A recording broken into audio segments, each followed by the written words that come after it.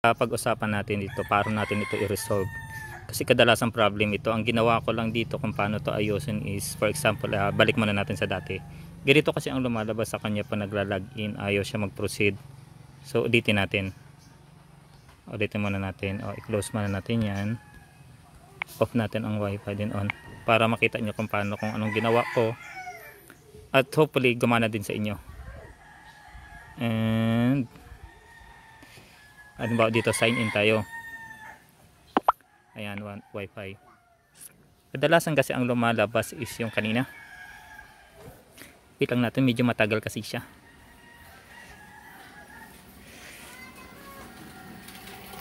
Ito ang kadalasan naging problema ngayon ng Umada user, lalo may yung naka cloud based controller. Pag naka hardware controller ka naman, hindi ka masyadong affected. So ang gawin mo lang is ganito. Antay ka lang ng saglit.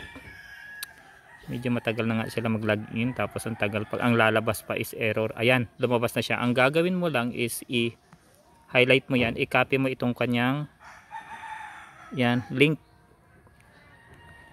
Make sure na yung naka-bold ang i-copy nyo, ha? Yung naka-bold, lahat ng naka-bold, at wag isasama yung, di ba mayroong space pag ginandan nyo, wag mong isasama yung space, dapat dyan lang sa dulo mismo.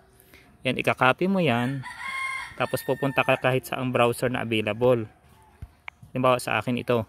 Pwede mo rin dyan i-copy sa Chrome. Ngayon, ito, i-delete natin, i-paste natin siya dito.